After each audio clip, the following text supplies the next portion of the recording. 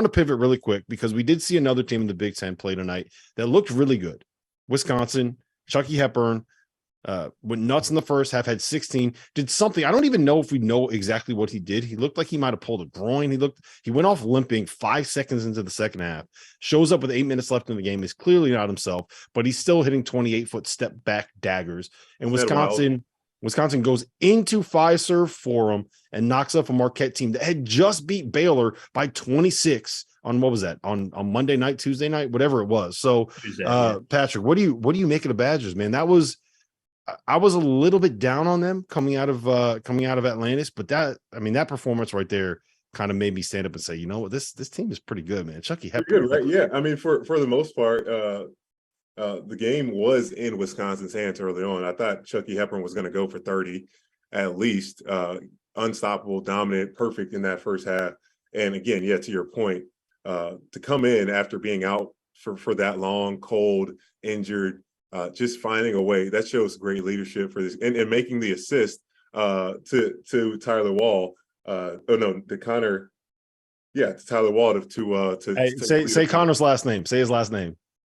Is it Wall? a Cegian? Is that right? So what is it? A Cegian? A Cegian. Oh yeah, I wasn't going to try to say that. Hey, whatever his name is, man, just call him a stud because that dude can play. Yeah, he really stepped up when Chucky was out. That's the thing. When your stud goes out, how's the team going to weather the storm? Because Marquette, you look at the paper of this game, it was pretty close. Like all the stats were almost literally right there. The free throw line, the 3-point line, there wasn't too much of a glaring difference. But it just came down to making those big plays at the end, and Chucky having the opportunity to do that for the team. But that's the thing is if he's out for an extended period of time, and that lead minimized. It became a game because at the half you're up by 11 at the half, and then Marquette goes on, they win that second half. But obviously Wisconsin went on to win the game. I don't know. They've had an opportunity to mix it up in the Big Ten as well. This was an encouraging performance for me for Wisconsin because I think it was probably the first time all year where you felt like all of their guards and Tyler Wall all had good days, right? Hepburn in the first half, Cegian, who's been great off the bench, he had 12 in this game. Klesmit had the winning bucket. He was really solid. They love that kid. He can really shoot it, but he's got some toughness to him. He can defend. And then Wall, who has been up and down with his efficiency, but is their best player on paper, does so much for them. He can really pass. It was really the first time all year that I've watched them that all those guys had good days offensively. Because the thing that holds me back with this Wisconsin team, and the reason I don't think right now I view them in the same tier as Wisconsin and Indiana, and maybe even or not Wisconsin, Illinois and Indiana, and potentially like Maryland, is they just struggle to generate easy shots offensively. And they've got enough guys who can make a shot from deep. And today they go 12 for 27. I think they were 12 for 28 against Wake Forest.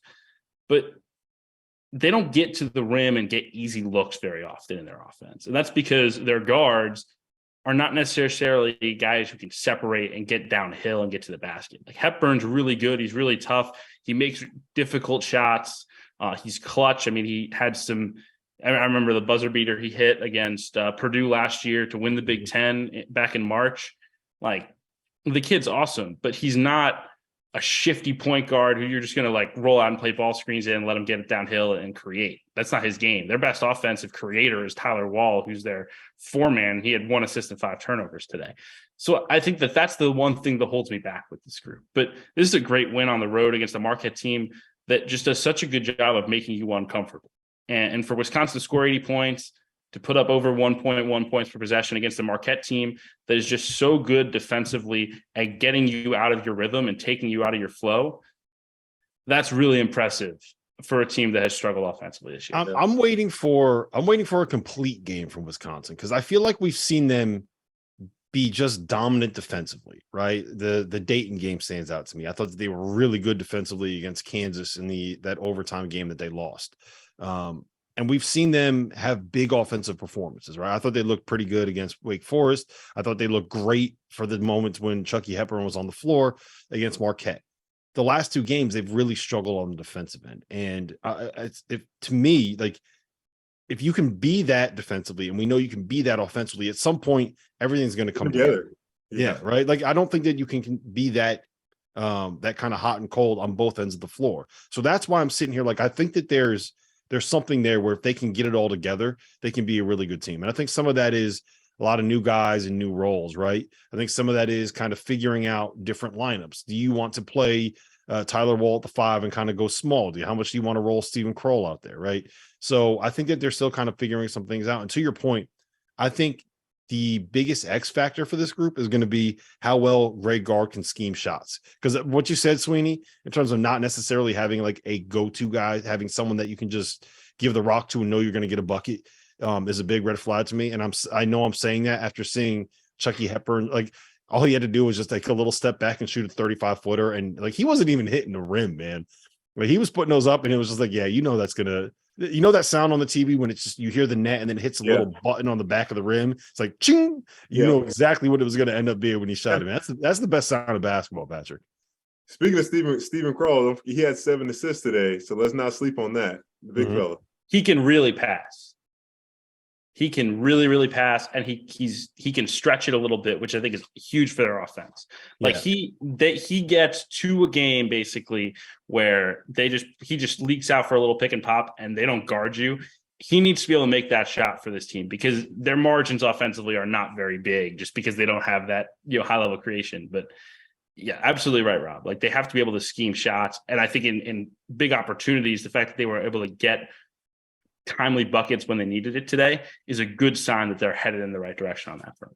Yeah, and I think that the ceiling is only going to go higher with like as Connor Rosigian kind of grows into what he is going to end up being. And Greg Gard is, I think, proven himself enough that we can just kind of blindly say he's gonna figure out a way to make the B. I don't know if they'll win the Big Ten, but I think they're going to be relevant in that conference race. And I think they're probably going to be a mainstay in the top 25 for a while moving forward. All right, real quick, just like give me 1 minute, Sweeney, on what you think of Marquette and Patrick, you two, because I'm still all the way in on this team.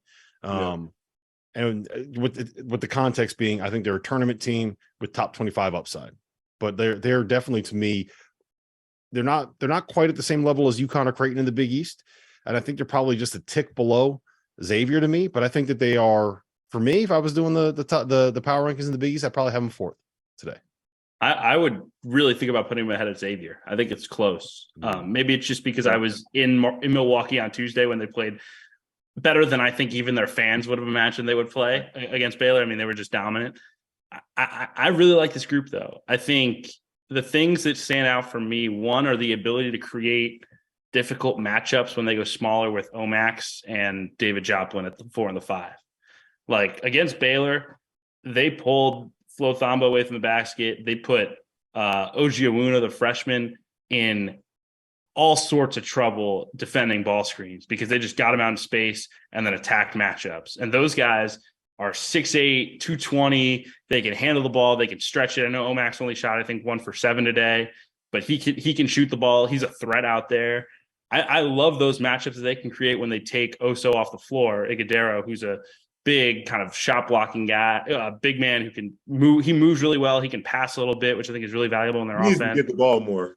Yes. It's not really there. It's not there. Like they don't run through the post a lot, but I want to find him touches because he can pass and he can keep the ball moving. He's crafty. He's a little crafty. Absolutely. When I talked to Shaka in the preseason, he made a lot of comparisons to Draymond Green in terms of like short roll stuff and running offense through him at the top of the key and just letting his playmaking and passing ability be the thing that spaces the floor, right? Instead of just having to rely on having a bunch of shooters out there, get him at the top of the key, pull the big man away from the basket and run cuts, get screens going and find ways to get the defense. Well, Patrick, are you there on Marquette too? Yeah, no, I'm definitely there. And I just think when I'm thinking about Marquette and thinking about Shaka, man, doesn't it look like a little bit of that old VCU? Like he's got his swagger back a little bit, turning Baylor over 20 times. He forced Marquette into 15 turnovers, or Wisconsin to 15 turnovers tonight. But that's a big part of their game. Omax, they slowed him down a bit from that game against Baylor where he had 24. But I am high on this Marquette team. I think they have a really, especially starting on that defensive side. I think if you can bring that disruption, really exploit teams and put them in players in places where they can't be comfortable. not allow a lot of easy shots. It's only going to help you on the other side offensively. But I think just that disruption, being able to do what they did against Baylor, obviously nobody expected that. I think they are certainly a tournament team, and I don't know how far they can go. We're going to need to be a little bit more efficient, but it's early. Guys still getting a chance to figure out their roles. David Joplin had 19 points off the bench against Baylor, only had 7 today. He's going to need some bench production as well, but good to see. They almost hit a game-winning 75-footer. Did you see that? They showed the shot from behind at the end of the regulation. He had a shot from the opposite foul line that was on line and hit like the top of the square. If he had if it was like 1 foot shorter, he would have banked in a 75. You'd have 10 then. Yeah.